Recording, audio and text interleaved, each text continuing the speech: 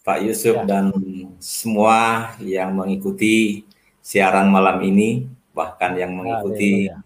YouTube di program Pak Yusuf. Selamat malam semuanya. Haleluya. Oke. Apa kabar, Pak? Alhamdulillah, puji Tuhan, sehat, baik. Baik, haleluya. Saya Ya, kagum sekali lihat Bapak punya pelayanan ini. Karena jarang orang mau melayani seperti yang Bapak lakukan. Yaitu Bapak banyak membawa orang seberang untuk percaya kepada Tuhan Yesus. Dari mereka yang tidak mengenal, dari mereka yang menentang, dari mereka yang membenci, bahkan menghina Tuhan Yesus. Bapak masuk ke sana dan Bapak mengasihi mereka. Bapak beritakan siapa Tuhan Yesus itu. Nah, pada malam hari ini apa yang Bapak lakukan itu akan sangat memberkati kita semua, dan inilah waktu dan tempat untuk Bapak menceritakan bagaimana Tuhan memanggil Bapak, Tuhan menyuruh Bapak untuk melakukan pelayanan yang sangat berisiko seperti ini, dan bagaimana Bapak memiliki meresponi panggilan Tuhan, dan apa yang terjadi Bapak bisa ceritakan kepada kami. Oke, Pak John Lee, waktu dan tempat saya tidak perpanjang lagi, saya serahkan kepada Bapak. Silakan Bapak bisa ceritakan bagaimana luar biasanya Tuhan memimpin Bapak. Silakan, Pak. baik. Wah, ini saya harus memulai dari mana ini? Tapi saya mengandalkan hikmat daripada Tuhan yang akan membantu lewat rohnya dan roh kudusnya, sehingga apa yang saya sampaikan ini dengan segala kerendahan hati dan penuh kasih. Oke, kalau kesaksian saya malam ini mungkin tidak pakai judul ini, jadi saya langsung aja masuk pada beberapa poin pengalaman-pengalaman di saat saya melayani. Yang pertama, melihat daripada perintah amanat agung Tuhan Yesus. Terus kenapa saya ada di dalam perintah dan pekerjaan ini? Karena terdorong dari mengasihi. Jadi perintah Yesus juga itu, hendaklah kasihilah sesamamu manusia seperti dirimu sendiri. Dan berangkat daripada itu, maka saya melihat ada bagian-bagian yang harus saya kerjakan sehingga kasih ini boleh saya berikan kepada orang-orang yang memang menjadi perintah Tuhan Yesus atau Isa Al-Masih. Nah, Bapak Ibu Saudara yang sama dikasihi oleh Isa dan Yesus, ada firman Tuhan yang memang benar-benar ketika saya mau istilahnya saya mungkin mau menceritakan mulai umur 20 saya sudah melayani perintisan, bahkan di beberapa tempat buka-buka pos PI. Lalu saat ini semacam ada pesan-pesan Tuhan yang kuat untuk saya kerjakan. Jadi pesan-pesan Tuhan yang saya harus kerjakan, yang pertama, kalau melihat dari Yesaya 6 ayat 8 dikatakan bahwa ini aku, utuslah aku. Sejak masih perjanjian lama, ternyata sudah ada perintah dari Allah untuk menjangkau. Berangkat daripada kisah dari Yesaya 6 ayat 8 ini aku, utuslah aku. Tetapi yang saya dapati banyak dari mimbar mengatakan, ini aku, utus mereka. Jadi dengan usia saya sudah 57 tahun, saya banyak belajar, dan 15 tahun baru saya punya S1 Islamologi karena saya belajar. Di dalam saya belajar ayat-ayat suci saudara saya banyak mendapatkan juga pesan-pesan karena dari ayat suci ini memberikan apresiasi terlalu banyak tentang siapa itu pribadi Isa. Mungkin saya mau ceritakan sedikit seperti ini dari beberapa ayat-ayat suci yang benar-benar saya selalu mendapatkan pesan untuk hal ini disampaikan kepada Kedar Nabayot. Kalau jika engkau mengasihi saudara-saudaramu ini. Karena 4 tahun yang lalu saya didatangi oleh Isa atau Yesus. Duduk di atas kepala saya. Menyapu kepala saya dan mengatakan, jika engkau mengasihi aku, kerjakan perintah ini. Jadi saya bertanya, sesungguhnya perintah apa yang harus saya kerjakan? Yang secara singkat dan jelas apa? Karena saya pikir saya sudah melayani lama. Dari umur 20 tahun saya sudah melayani.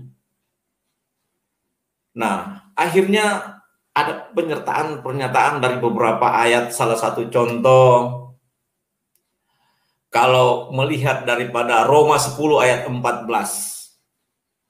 Di sana dikatakan untuk memberitakan agar semua tahu. Ya. Kemudian Wahyu 7 ayat 9. Pernyataan itu diperlihatkan lagi bahwa bagaimana pemandangan Yohanes melihat bahwa segala suku, kaum, bangsa, dan bahasa berdiri di hadapan takhta Anak Domba Allah yang lagi memegang daun palem dan memakai jubah. Artinya jubah ini sudah tanda bahwa ada pertobatan dan kekudusan. Memegang daun palem ini tanda sukacita karena sudah diselamatkan. Berdiri di hadapan Yesus, berdiri di hadapan takhta Anak Domba Allah untuk antri masuk surga. Suku, kaum, bangsa, dan bahasa. Jadi pemandangan Yohanes ini hendaklah menjadi pemandangan para pendeta, gembala, penginjil, nabi, rasul, guru, dan lain-lain pengerja-pengerja. Untuk kita akan memandang, melihat bahwa ini orang-orang yang kita sudah injili akan antri masuk surga. Jadi pemandangan Yohanes ini hendaklah menjadi pemandangan kita semua. Jadi pesan-pesan Tuhan itu pada saya. Kemudian melihat dari amanat agung, Matius 28 ayatnya yang ke-18 sampai 20. Ayat 18 menceritakan segala kuasa telah diberikan. 18 ayat 20 dikatakan, aku akan menyertai. Sudah dia kasih kuasa, dia lagi akan menyertai. Tapi ayat 19, ini kuncinya. Pergi jadikan semua bangsa muridku dan baptis. Nah, untuk saya sendiri sudah ribuan yang saya baptis.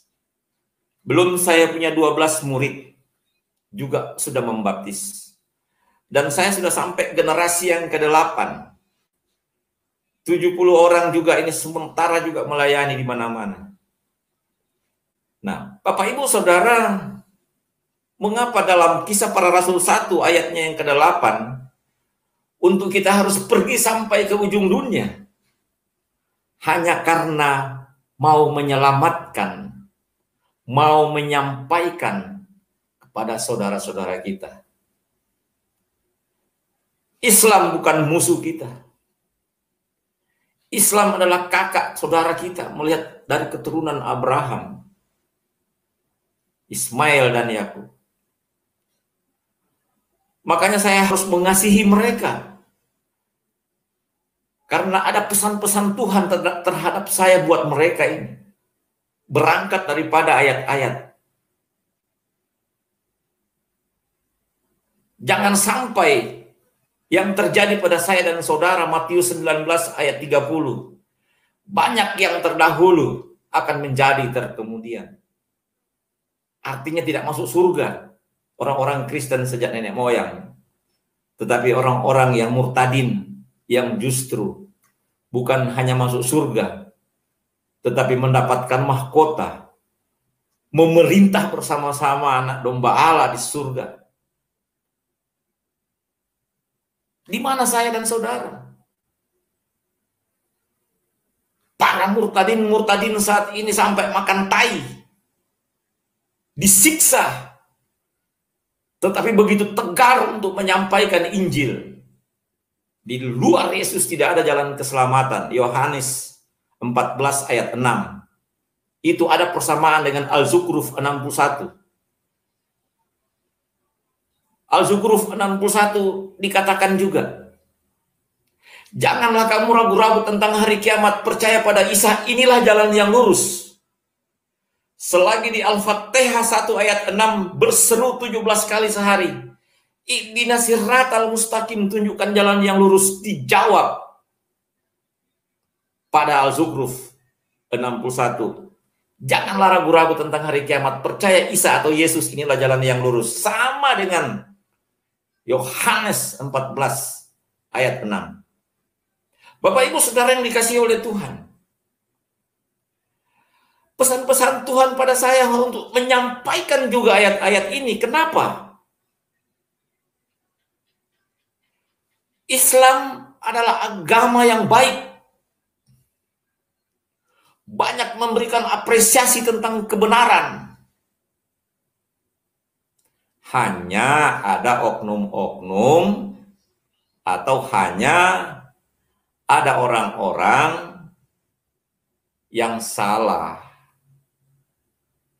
Oke, Islam agama Allah yang baik. Kita harus hormati dong. Tidak kebetulan kita ada di negara Indonesia di mana di Sabang sampai Merauke dikuasai oleh saudara kita ini. Yang melakukan kebaikan-kebaikan baik dari pemerintahan, TNI, Polri, pengusaha dan penguasa. Membangun warga Indonesia, membangun Indonesia. Kita harus hargai. Kalau saya katakan tadi bahwa hanya ada oknum-oknum, itu yang kita perangi. Itu yang harus kita doakan agar supaya mereka bertobat, bukan mereka juga itu dibenci. Karena mereka tidak dapat mendengar kabar baik sehingga mereka menjadi radikal seperti itu. Bapak Ibu Saudara yang dikasihi oleh Tuhan, Al-Quran banyak menjelaskan. Seperti yang tertulis di dalam Maryam 19 ayatnya yang ke-33. Tentang kelahiran, wafat, bangkit.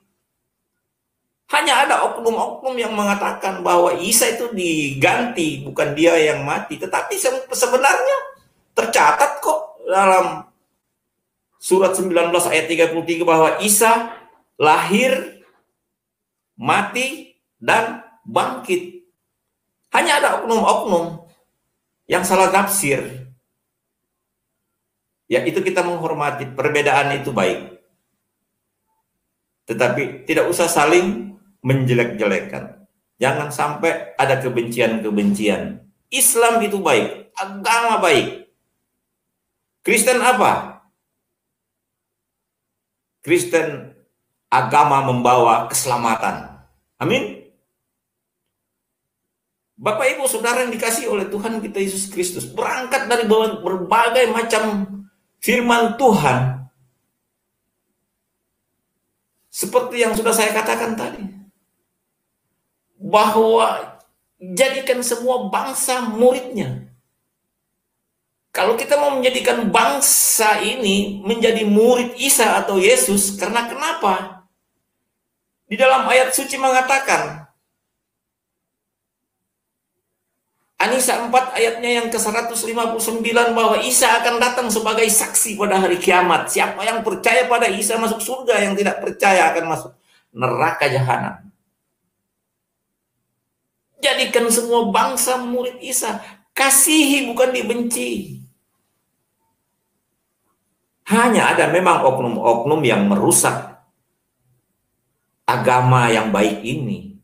Oknum loh, ingat, oknum. Sejak Indonesia ada, yang pimpin kita, saudara kita, Kedar, sampai saat ini, apa itu tidak baik? Baik, cuma ada oknum.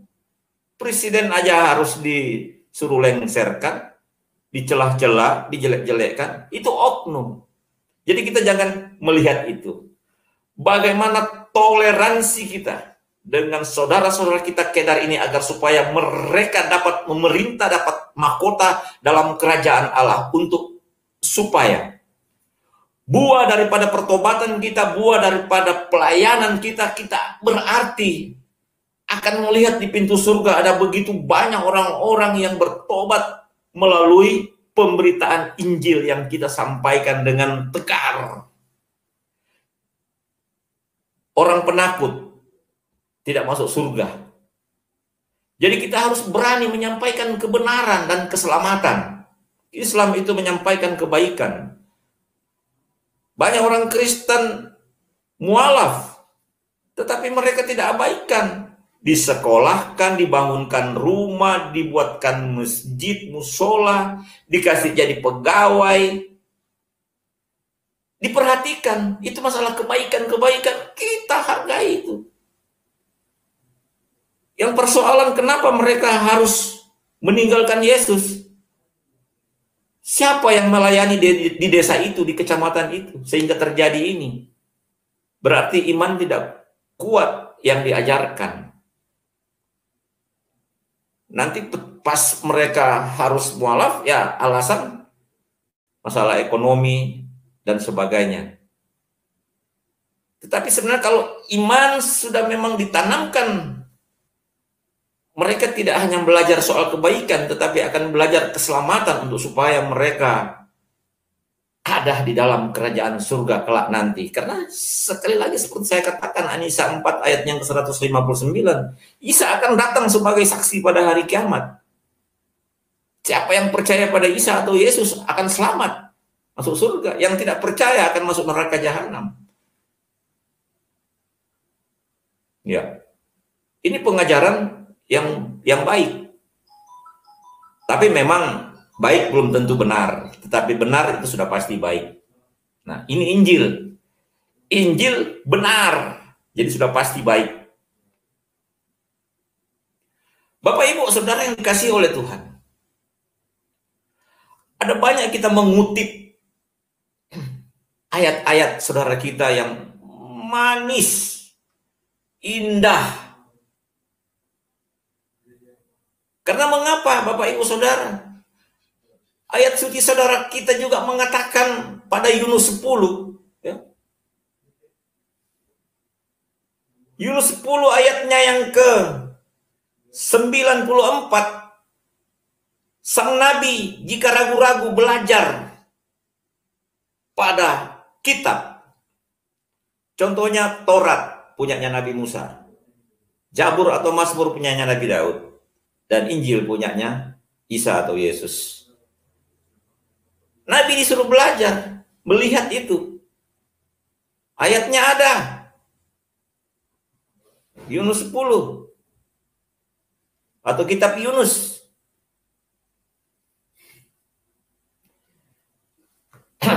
Ayatnya yang ke-94.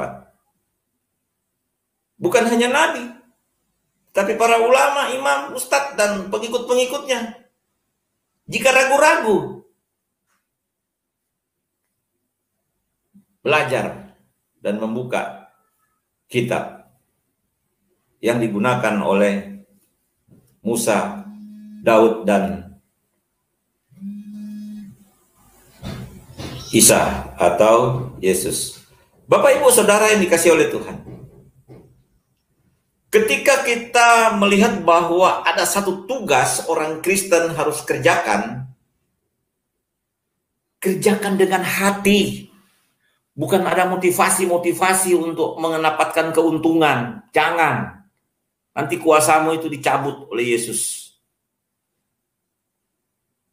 Motivasimu mengasihi jiwa-jiwa. Motivasimu menyelamatkan orang.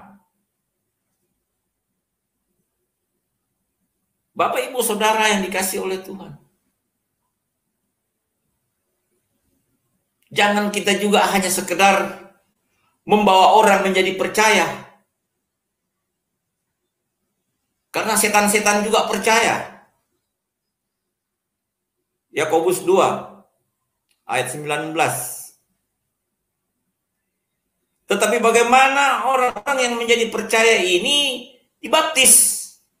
Karena sekarang disuruh orang percaya supaya sembuh. Ya memang mujizat terjadi. Disuruh mereka percaya, imani, yakin akan sembuh. Tetapi tidak dibaptis. Jadi banyak sekarang orang hanya membutuhkan mujizatnya Yesus. Tetapi ketika kita mau giring untuk dibaptis tidak mau, padahal ada ayatnya. Al-Baqarah 2 ya. Ya. Seek God. Al-Baqarah 2 ayatnya 138. Celupan, dimandikan, didoakan dalam nama Allah. Itulah saya katakan tadi. Saya sudah ribuan membaptis karena dua kitab ini menyuruh, memerintahkan percaya dan dibaptis. Lalu mereka ini tidak hanya sekedar menjadi percaya dan dibaptis saja, tetapi bagaimana kita memuridkan mereka untuk diutus. Ya memang kalau sudah berbicara utus ini harus ada donatur-donatur. Tetapi jadikanlah Yesus donaturmu. Belasan tahun, bahkan puluhan tahun saya menginjil, saya hanya bilang sama Yesus, saya perlu ini, saya perlu ini. Ada aja orang tergerak. Dulu saya cukup mapan, gaji saya di PLTU. Saya keluar, belum pensiun saya keluar. Direktur saya dan teman-teman saya mengatakan, Pak John, kau gila. Belum ada cadangan pekerjaan sudah keluar, apa yang dipakai untuk kos? Bayar anak sekolah, istri mau makan dan keluarga. Saya bilang, saya sudah banyak jiwa-jiwa yang saya harus gembalakan. Baik di pulau-pulau maupun di pesisir pantai dan di pedalaman. Jadi saya harus ada bersama-sama dengan mereka. Soal makan bukan urusan perusahaan lagi. Biar donatur saya orang Yahudi itu dari Israel yang digantung di kayu salib yang akan mencukupkan kebutuhan saya. Saudara yang dikasihi oleh Tuhan kita Yesus Kristus, saya mau ingatkan kepada teman-teman hamba Tuhan dan pelayanan, jangan terlalu banyak proposal dan jangan terlalu banyak berdalih tentang kebutuhan-kebutuhan. Cukup sampaikan dalam doa pada Yesus. Jangan bangun gedung mewah-mewah. Tidak salah, tidak salah. Tetapi adakah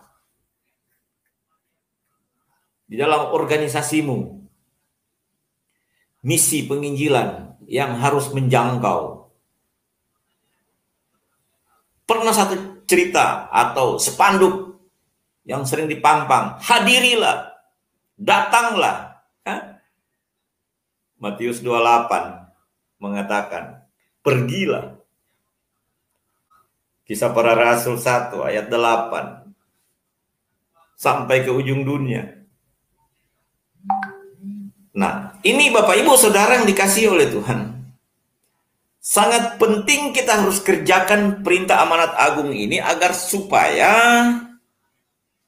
sebagaimana dikatakan dalam Perjanjian Lama, jika benar-benar pekerja-pekerja upahan ini mau betul-betul fight di ladang misi, hanya 1 tahun Kedar dapat dimenangkan, tetapi yang terjadi ya banyak hanya memikirkan ke dalam, misi ke dalam. Makanya sering saya khotbah keliling di berbagai tempat. Hanya banyak saya melihat di depan kotak perpuluhan, persembahan syukur, pembangunan, kotak misi dilupakan. Tetapi doanya, wah, minta jiwa-jiwa. Bukan pergi mencari, tetapi minta sama Tuhan. Itu benar, tidak salah. Tetapi Tuhan bilang, enak aja mau minta-minta sama saya aja mencari.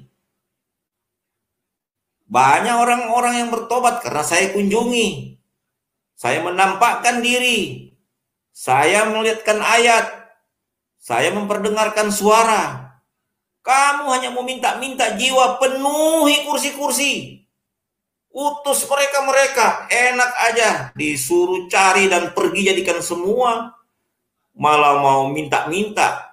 Malas itu. Malas. Nah, saya minta maaf kalau ini dari pribadi saya yang bicara. Tetapi kalau ini dari Roh Kudus, bertobat kamu, hai hamba-hamba Tuhan. Gembala-gembala. Jika kamu mau jadikan pelayanan kamu itu motivasinya motivasi yang lain daripada perintah dan kerinduan Tuhan kita.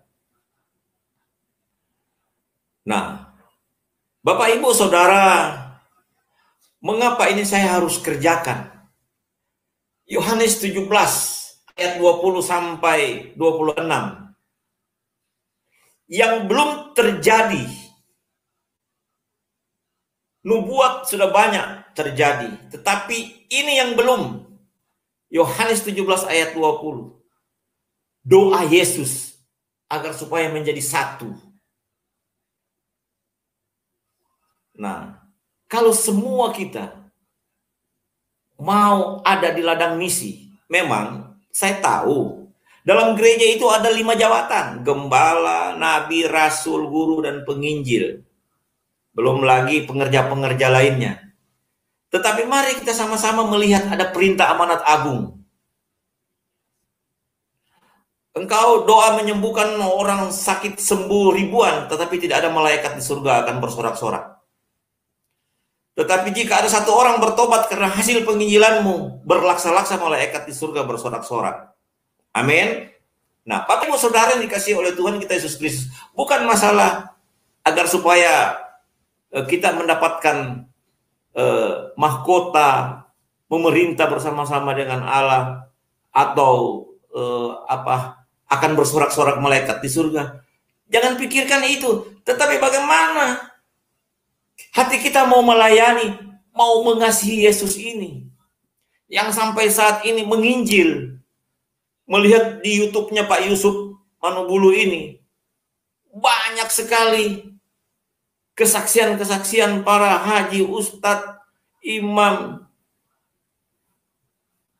bertemu dengan Yesus, penampakan, dengar suara.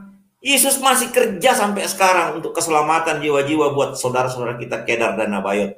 Mari kita mengasihi mereka.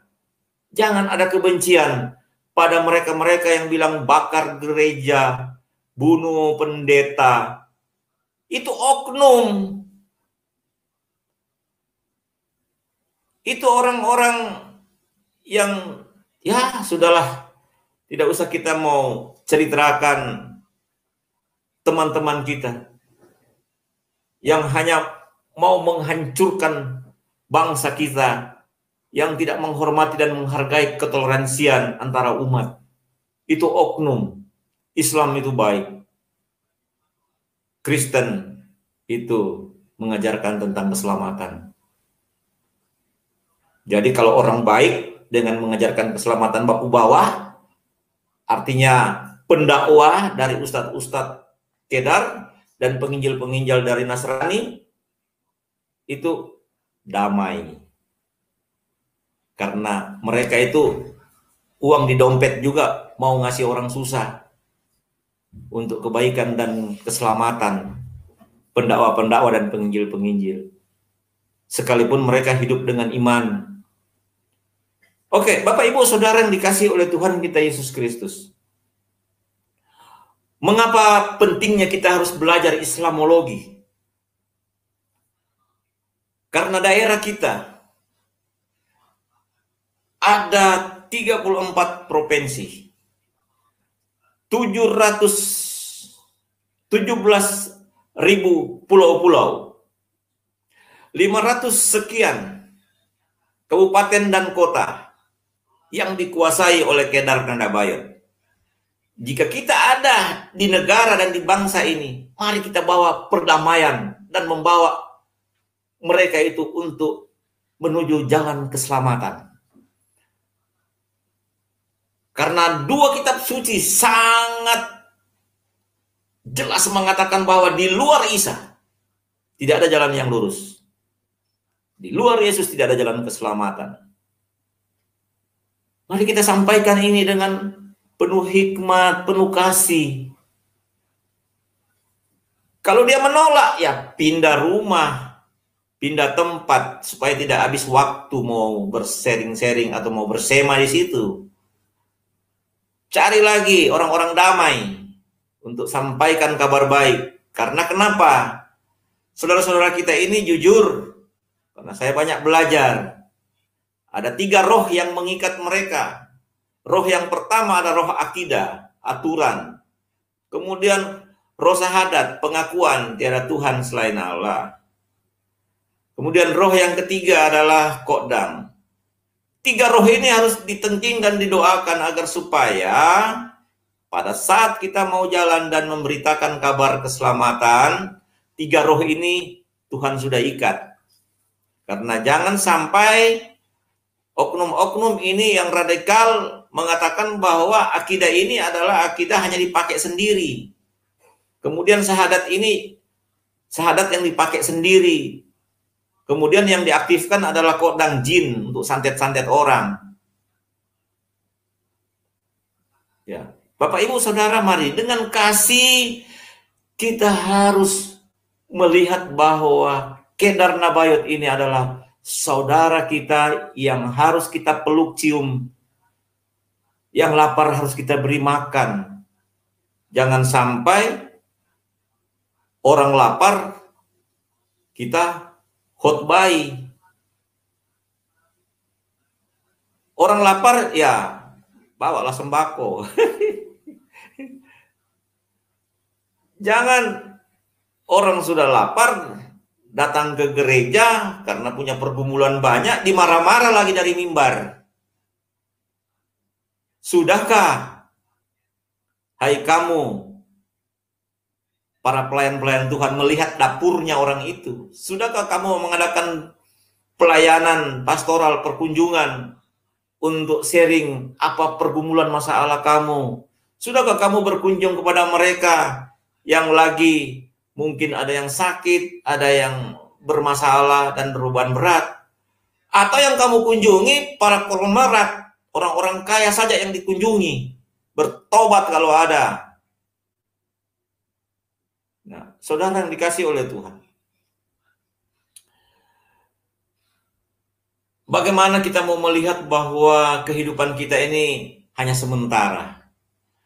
Makanya selagi masih ada kesempatan, hendaklah kita melayani dengan hati yang lapang, yang memang benar-benar tidak ada motivasi yang salah. Tetapi bagaimana juga hidup kita sambil melayani, ya jujur saya tidak malu mau mengatakan di Zoom ini yang akan banyak orang dengar dan tonton. Saya pemulung di kota saya. Saya harus bersama-sama dengan saudara-saudara saya yang bawa gerobak, yang bawa kantongan, yang ada di TPA untuk pungut-pungut sampah. Saya ada di tengah-tengah mereka sekarang ini. Karena saya harus menghidupi pelayanan saya juga. Ya puji Tuhan, sudah ada juga orang yang tergerak dalam pelayanan misi saya ini. Nah, saudara yang dikasihi oleh Tuhan kita Yesus Kristus, di saat kita sakit, di saat kita punya pergumulan berat, di saat kita punya masalah, penginjilan jangan berhenti. Karena pengalaman saya, kadang-kala saya sakit, nggak bisa kemana-mana keluar, atau saya mau pergi menginjil, tidak ada uang bensin, harus utang di kios. Tiba-tiba pulang dari pelayanan, sakit saya sembuh, kemudian tahu-tahu ada orang memberkati di rekening. Bapak, Ibu, Saudara yang dikasihi oleh Tuhan kita Yesus Kristus, jadikanlah Yesus itu yang kita tahu adalah sumber berkat untuk menolong dan memenuhi segala kebutuhanmu. Saudara, Tuhan tidak melihat jumlah jiwa yang ada di dalam gedungmu, dan Tuhan tidak melihat berapa banyak jiwa yang ada di dalam gedungmu. Tapi Tuhan mau melihat, adakah pemuritan dalam gedungmu? Adakah yang engkau utus dalam gedungmu? Atau takut jemaatmu keluar, nanti kehilangan lagi perpuluhan, kehilangan lagi anggota.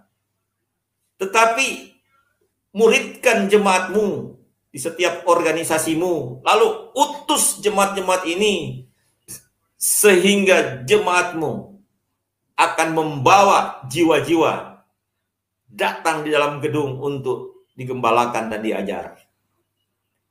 Jangan terlalu takut, tetapi bagaimana Anda sebagai hamba-hamba Tuhan untuk mengajar, untuk memuridkan jemaatmu dan utus mereka. Saya percaya di banyak organisasi sudah melakukan ini. Tetapi yang belum, tolong lakukan ini. Kalau perlu yang belum ada kotak misi di dalam gerejamu, ya bikin. Lalu siapa jemaatmu yang punya talenta, yang berani, dan yang mau mengasihi Kedar dan Nabayot, biayai dia, utus dia. Nah, Bapak, Ibu, Saudara yang dikasihi oleh Tuhan kita Yesus Kristus, kalau malam ini saya bersaksi tentang pelayanan, ya baru-baru di tahun ini 3 kali sakit yang dinyatakan bahwa sudah selesai. Baik COVID yang kena saya ketika ambulans sudah di depan rumah, mau mengangkat saya untuk bawa ke provinsi, suara Tuhan mengatakan, tidak usah pergi dan engkau sudah sembuh. Saya dimarahi pada tim COVID ini, karena nanti menjangkit di sekitar perumahan di mana saya tinggal dan berada. Saya bilang, ini Isa Al-Masih sudah mengatakan bahwa penyakitmu sudah diangkat. Kemudian pulang dari pelayanan, waktu pulang dari NTT, Palu, demikian juga. Sakit lagi. Wah, itu benar-benar saya bilang, puji Tuhan, untuk supaya saya lebih kuat lagi, untuk supaya saya banyak doa dan mengoreksi hal-hal yang penting untuk saya kerjakan lagi, apa-apa. Dan puji Tuhan, di tahun yang sama, di satu kabupaten, banyak lagi jiwa yang dibaptis. Nah, saudara, mari, betapa penting amanat agung saat-saat ini untuk kita kerjakan. Karena saya katakan tadi, Yohanes 17 ayat 20 sampai 26, tinggal ini yang belum terjadi, yaitu doa Yesus agar supaya semua umat menjadi satu. Mari, sebagai orang-orang percaya, sebagai orang-orang yang telah diselamatkan, sebagai orang-orang yang dianugerahi, mari kita kerjakan ini. Jangan sampai seperti saya katakan tadi, malah murtadin-murtadin yang bersaksi di YouTube ini, yang masuk surga, yang duluan, bahkan memerintah nanti di kerajaan, lalu kita tidak diangkat, tidak mendapat mahkota, tidak dapat apa-apa, karena kekristenan, organisasi, agama yang kita anut hanya sekedar agama saja, organisasi saja. Mari hidup kita harus berubah. Kita melihat ada banyak hal-hal yang harus kita koreksi, harus kita baharui saat-saat ini. Tidak kebetulan kalau kita saat ini banyak mendengarkan khotbah di Zoom karena adanya COVID-19. Rasa ketakutan, rasa bahaya, rasa wah ini mau jadi apa lagi kalau sudah begini, jiwa-jiwa yang tumbang, yang mati karena penyakit ini. Tetapi ternyata kita harus bersyukur dengan adanya COVID ini. Kita bisa ketemu satu dengan yang lain dari berbagai daerah ketika kita masuk dalam Zoom. Banyak Zoom yang sekarang bermunculan, YouTube. Puji Tuhan. Karena memang Injil ini akan dikenal oleh dunia. Dan jelas di YouTube ini bukan hanya Kristen yang melihat, tapi Hindu, Buddha, Konghucu, bahkan Kedar Nabayot mendengar dan menyaksikan, melihat bagaimana mujizat-mujizat terjadi. Bagaimana firman Tuhan didengar oleh banyak orang. Sehingga banyak orang bertobat, dibaptis. Nah, ini yang harus kita kerjakan. Nah, saudara yang dikasih oleh Tuhan, kadangkala oknum-oknum dari Kedar mengatakan kita ini adalah kafir dan sebagainya. Sebenarnya dalam Al-Quran, surat 3 ayat 55 dikatakan, Isa dan pengikut-pengikutnya di atas orang kafir. Jadi sebenarnya orang Kristen bukan kafir. Karena ayat suci ini mengatakan, ya, surat 3 ayat 55, Isa dan pengikut-pengikutnya di atas orang kafir. Kita bukan orang kafir, tetapi orang Kristen merasa bahwa dia kafir. Padahal bukan dia yang ditujukan. Hanya ada oknum yang pemahamannya seperti itu, okelah kita dengar saja. Ada tafsiran-tafsiran seperti itu, ya kita dengar saja. Intinya Injil kapan saja, di mana saja, pada siapa saja harus diberitakan. Tidak ada cara-cara untuk menunda-nunda kabar baik untuk disampaikan. Mau dibilang apa kek, mau dibilang apa kek, intinya kita mau menyelamatkan orang.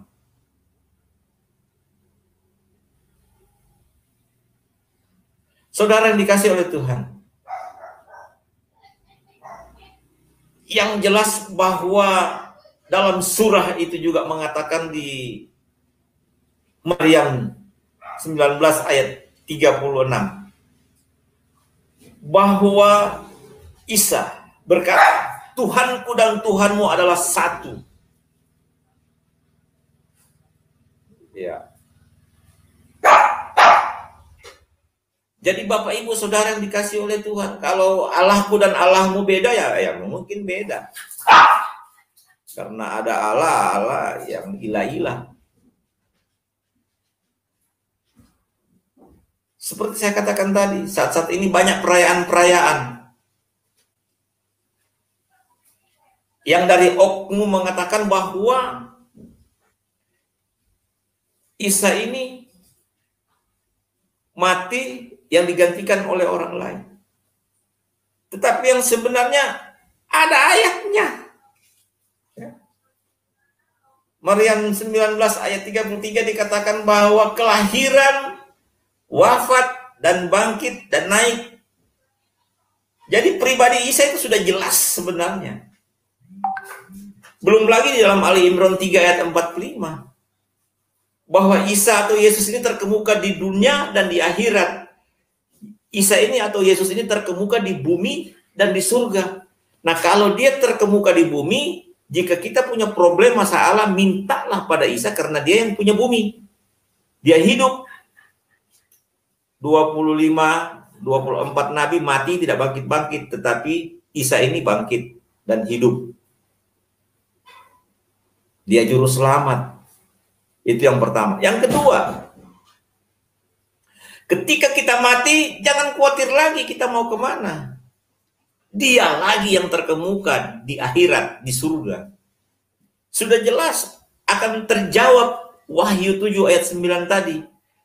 Kita akan melihat orang-orang yang kita menangkan ini akan berdiri di hadapan ternak domba Allah, berdiri di hadapan Yesus dari suku, kaum, bangsa, dan bahasa.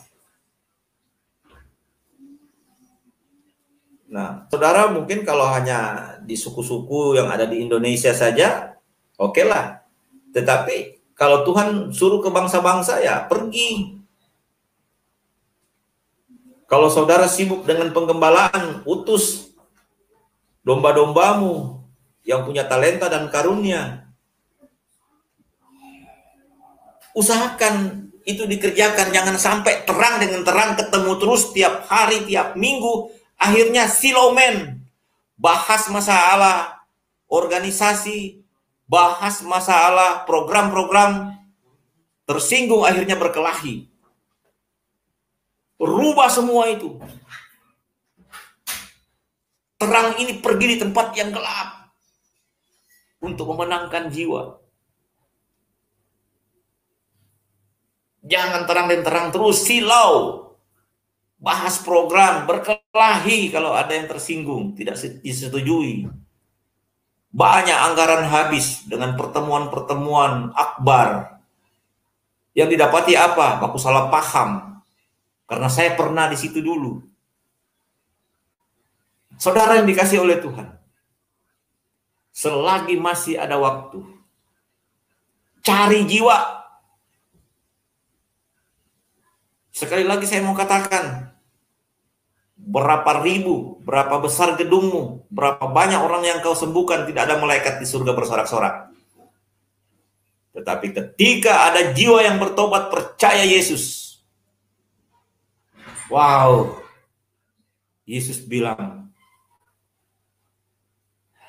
engkau sudah menyenangkan hatiku. Makanya bagaimana kita mau meladani, melihat pelayanannya Yesus dulu. Dari kota ke desa. Ada metode Yesus. Nah, ini saya mau katakan. Ya. Ada metodenya Tuhan Yesus ketika dia melayani. Ketika kita melihat bahwa ada satu ayat, kemudian kalau mau dibaca terlalu panjang ya, Yohanes 4 ayat 1 sampai 27. Saya hanya mau membagi bagaimana Yesus harus pergi dengan murid-murid menginjil, kemudian dia ketemu perempuan Samaria di sumur, kemudian bersema, berbicara, menyampaikan hal-hal jasmani, kemudian dia berpindah pada hal yang rohani tentang air hidup. Kemudian apa yang terjadi? Perempuan Samaria ini pergi lagi memberitakan kepada kota Samaria. Kota Samaria itu banyak yang bertobat menjadi percaya sehingga Yesus ini disuruh tinggal 2 hari di sini bersama-sama dengan mereka. Nah, siapa ini perempuan ini? perempuan yang tidak dianggap. Dan siapa pribadi Yesus? Sehingga mungkin ada orang yang mengatakan, mengapa Yesus harus bersama-sama dengan perempuan ini? Tetapi oke lah, kita hanya mau melihat dan mau belajar metode Yesus. Tidak milih-milih waktu, tidak milih-milih tempat, tidak memilih-milih daerah. Tetapi walaupun hanya satu orang dia datang menghampiri dan bicara, dia mulai penginjilan dengan berbicara tentang hal-hal jasmani dulu, kemudian ke hal rohani, kemudian apa yang terjadi pada perempuan Samaria ini, dia bersaksi bahwa saya menemukan Tuhan Yesus. Akhirnya dia ajak semua orang-orang itu untuk datang, akhirnya dipanggil untuk Yesus jangan kemana-mana selama 2 hari dengan murid-muridnya. Nah ini metode yang paling bagus. Belajar dari Yesus. Belajar dari Rasul Paulus. Ketika Rasul Paulus berada di tengah-tengah orang Yahudi, hendaklah dia seperti orang Yahudi. Agar supaya orang Yahudi banyak dimenangkan. Banyak menjadi percaya. Dengan pelayanan kontekstual. Saya pakai baju koko karena ini bajunya orang Cina. Koko. Saya pakai kopiah ini ya memang semua bisa pakai. Nah, Bapak Ibu Saudara yang dikasih oleh Tuhan kita Yesus Kristus. Di YouTube ini ratusan murtadin yang punya potensi untuk menginjil.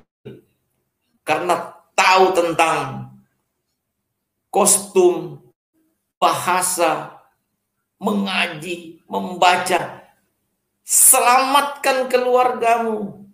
Selamatkan teman-temanmu. Selamatkan mereka. Agar supaya apa? Engkau akan melihat mereka-mereka itu akan berdiri di hadapan takhta anak domba Allah. Jangan keselamatan itu engkau pakai sendiri. Terus mau bersaksi selalu aja. Pindah dari mimbar satu ke mimbar yang lain, pindah lagi dari mimbar yang lain ke mimbar yang berikut dan seterusnya agar supaya ada salam tempel, dapat amplop. Tetapi diam-diamlah engkau untuk masuk menyampaikan kabar baik pada mereka yang gelap, yang belum mendengar kabar keselamatan itu. Tetapi datang, kunjungi mereka. Tidak perlu harus Anda menjadi top. Tetapi pergilah secara diam-diam.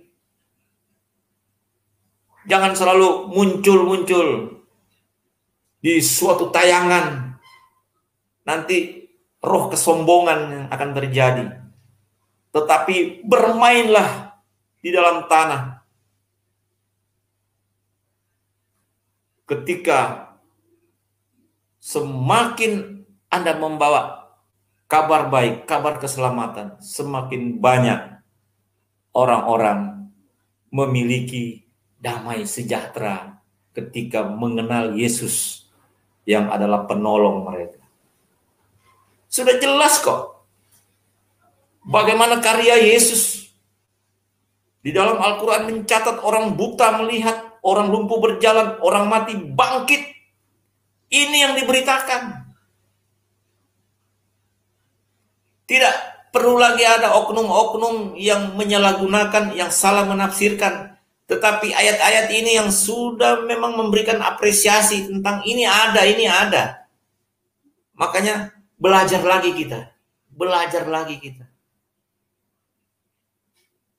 Apa kata Gus Dur? Belajarlah sampai ke tanah Cina. Jadi perlu belajar sampai kemana saja. Jangan melihat bahwa sudah tua, tidak ada waktu lagi untuk belajar.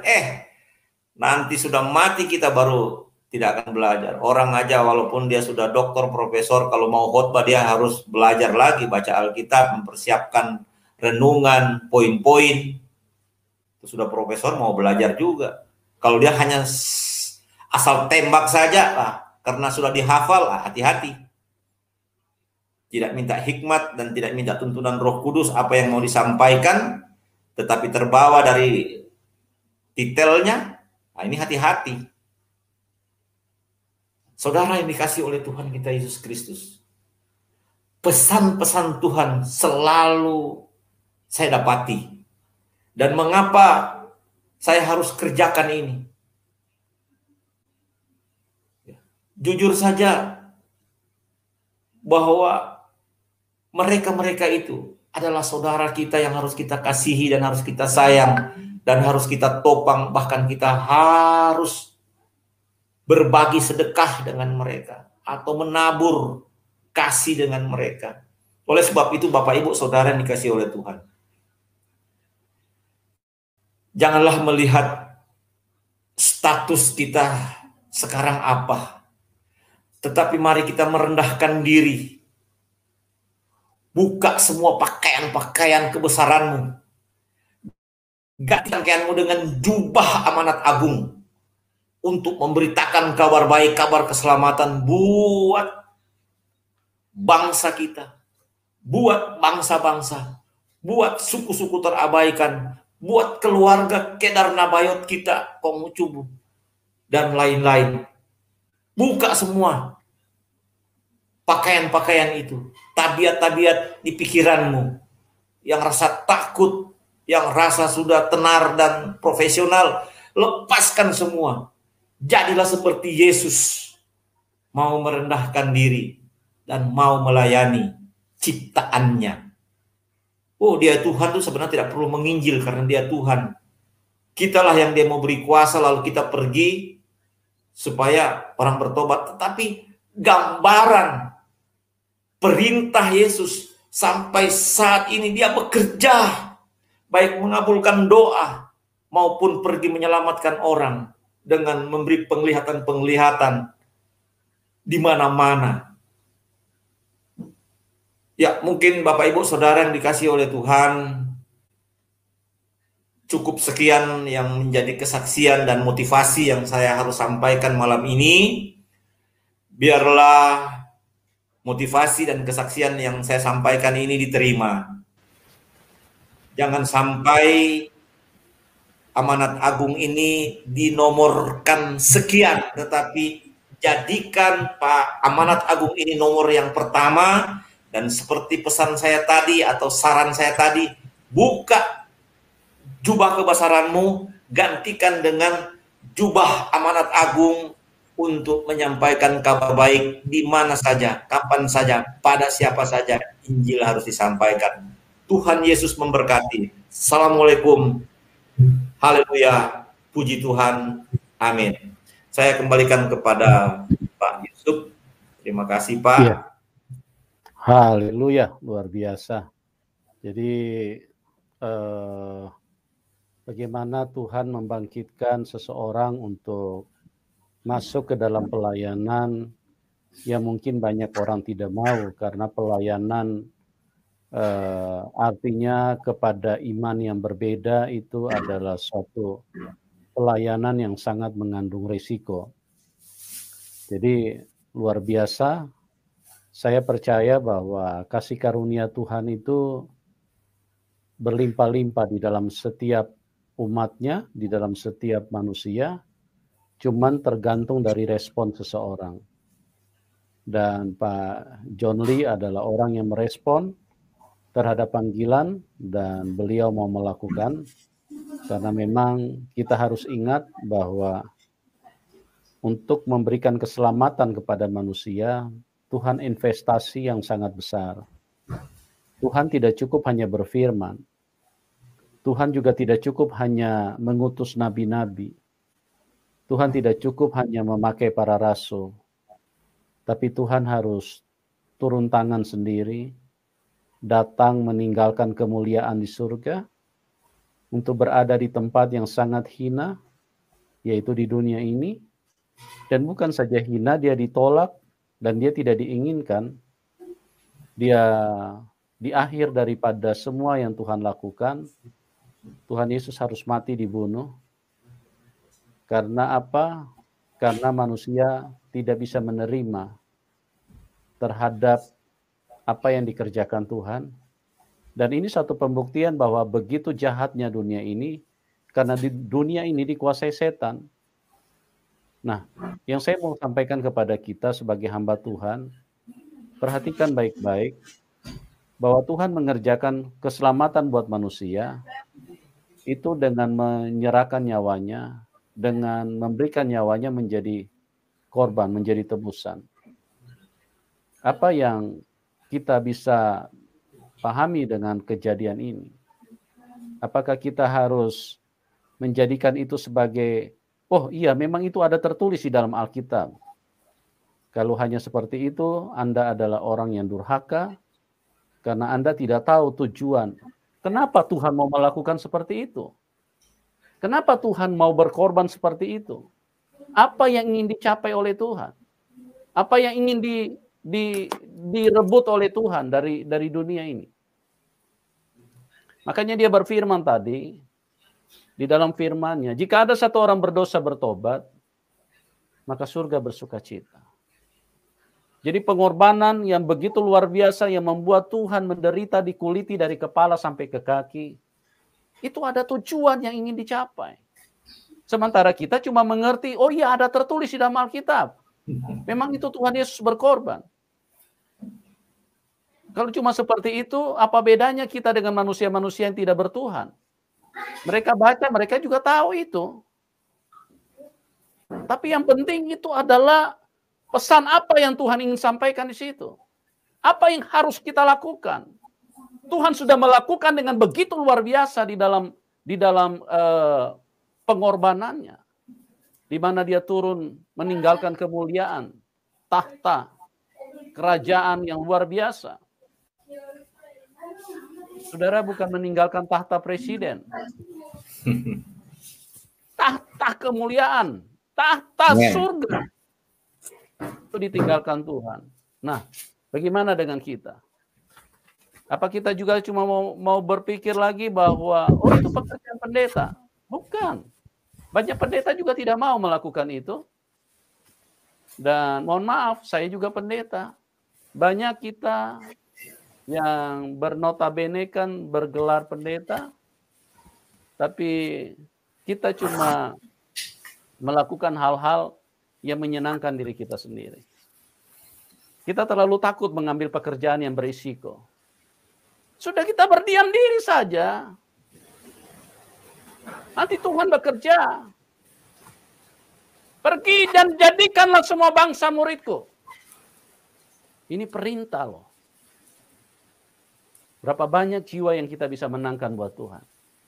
Berapa banyak yang jiwa yang kita giring kepada kebenaran firman Tuhan. Berapa banyak jiwa yang kita bawa untuk membuka mereka supaya mereka melihat siapa Tuhan sesungguhnya. Dan ini tanggung jawab kita semua. Amen. Bukan tanggung jawab hanya hamba Tuhan. Tapi siapapun Anda. Kita dipanggil. Sekali lagi, ini bukan tanggung jawab Rasul Paulus. Karena tidak ada yang membedakan Anda dengan Rasul Paulus. Yang membedakan itu responmu. Tidak ada yang membedakan kita dengan Musa. Yang membedakan itu responmu. Karena Tuhan tidak pernah bilang, aku lebih cinta Musa. Aku lebih cinta Paulus. Kalau kamu tidak, karena kamu dari bangsa lain. Tuhan tidak pernah bicara kayak begitu. Cuma responmu seperti apa kepada Tuhan. Apa yang kau kerjakan buat Tuhan. Ingat, hari-hari ini berlalunya begitu cepat. Dan kita punya waktu sangat singkat. Pada waktu kita bertemu dengan Tuhan, Tuhan tidak tanya dompetmu berapa senti tebalnya. Tuhan juga tidak tanya gelarmu berapa. Pendidikanmu sudah S3 apa S-Teller. Tuhan tidak tanya seperti itu. Tuhan tidak tanya juga mobilmu Lamborghini apa Lamborghini. Tuhan tidak tanya. Tapi yang Tuhan tanya, berapa banyak jiwa yang kau bawa? Bukankah aku sudah mati untuk jiwa-jiwa? Oleh sebab itu teman-teman, kita bersyukur apa yang dibagikan oleh Pak John Lee adalah suatu kesaksian yang begitu luar biasa yang menggugah kita untuk mari kita bersama-sama supaya kita lebih bergiat dan jangan kita buang-buang waktu. Kita main WA saja satu hari bisa berjam-jam. Kita bekerja saja untuk cari uang bisa berjam-jam. Ya, tapi cari jiwa tidak pernah punya waktu. Ya. Tidak pernah punya waktu, kita banyak seperti kayak kura-kura saja, sembunyi terus. Tidak pernah mengeluarkan kepalanya dan mengeluarkan secara utuh apa yang kita bisa lakukan buat Tuhan. Nah, Pak John Lee, izinkan saya bertanya 1-2 pertanyaan kepada Bapak. Kira-kira selama Bapak melayani dengan panggilan yang dilakukan belakangan ini, yaitu menjangkau orang-orang seberang untuk menyatakan Injil kepada mereka. Kira-kira tantangan apa yang pernah Bapak temukan, atau mungkin Bapak pernah dianiaya enggak, Pak, selama ini? Silakan, Pak. Baik. Jadi untuk tantangan yang pertama dari dalam, bahkan saya pernah 2 ketua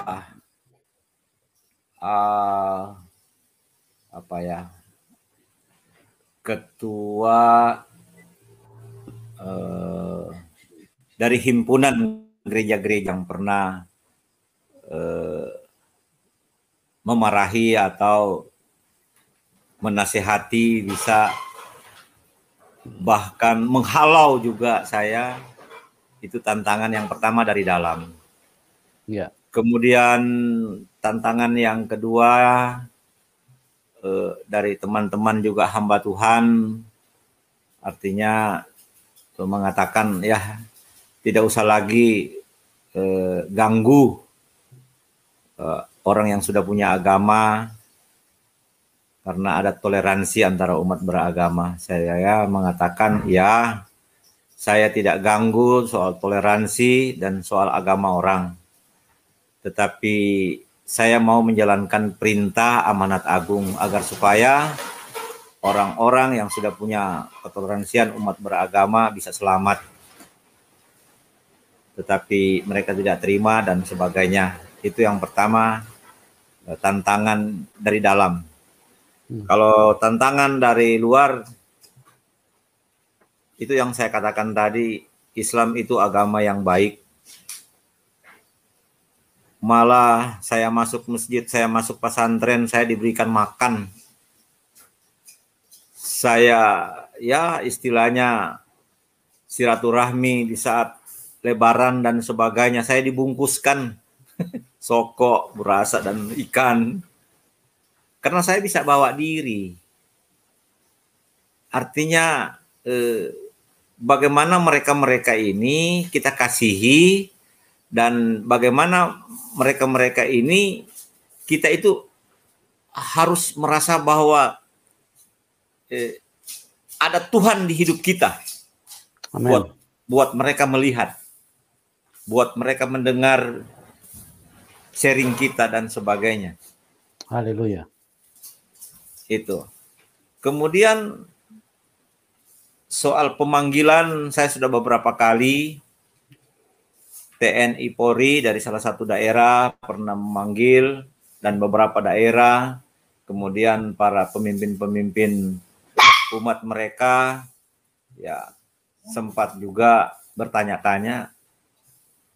Jadi ya karena dasar daripada menceritakan tentang kasih, itulah tidak ada hukumnya, karena kasih bisa menembus benteng-benteng radikal, kasih bisa menembus tembok yang tebal. Jadi ya kita bicara, kalau bicara soal keselamatan, ya bicaralah soal keselamatan. Jangan bicara soal kebencian-kebencian lalu mempersalahkan ayat-ayat, mempersalahkan agama-agama, mempersalahkan aliran. Tidak usahlah.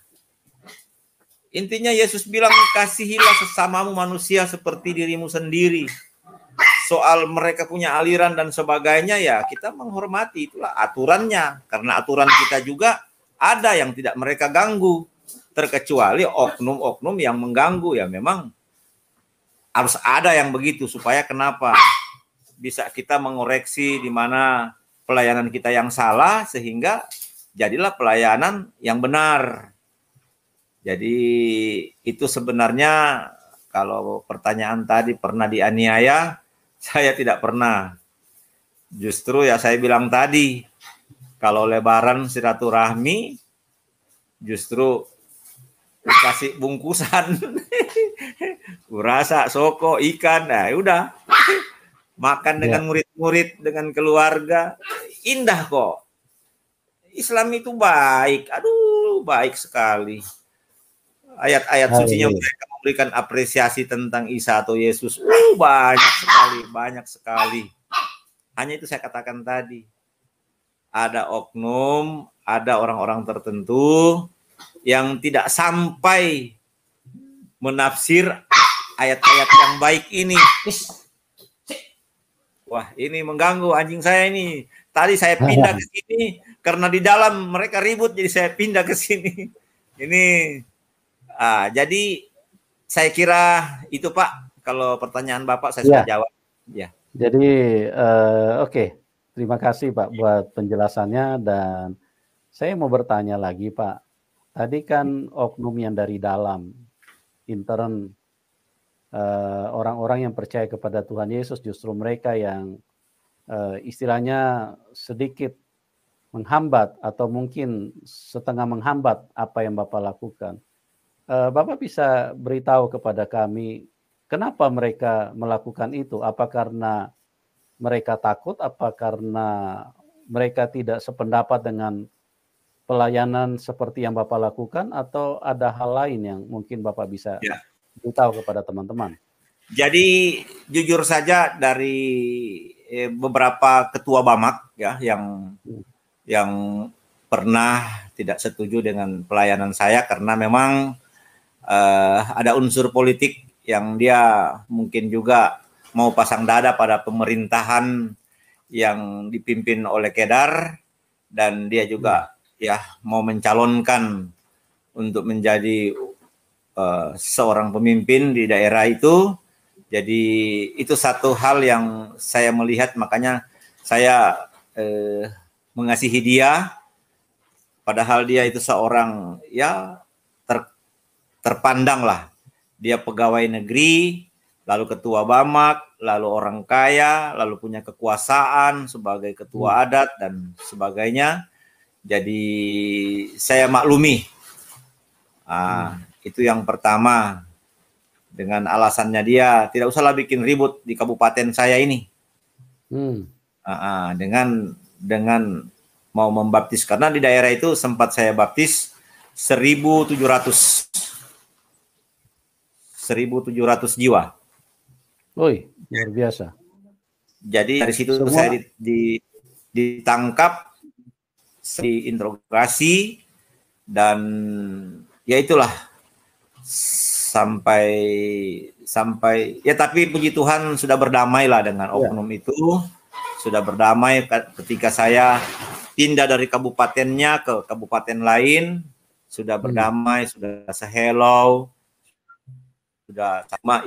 Ya pernah terjadi seperti itu Pak. Itu. Ya, yang dibaptis itu kemudian, dari non Kristen semua Pak? Ya, saudara-saudara Kedar kita semua Pak. Oh, haleluya. Ya. Puji Tuhan. Ya. Jadi saudara-saudara kita Kedar.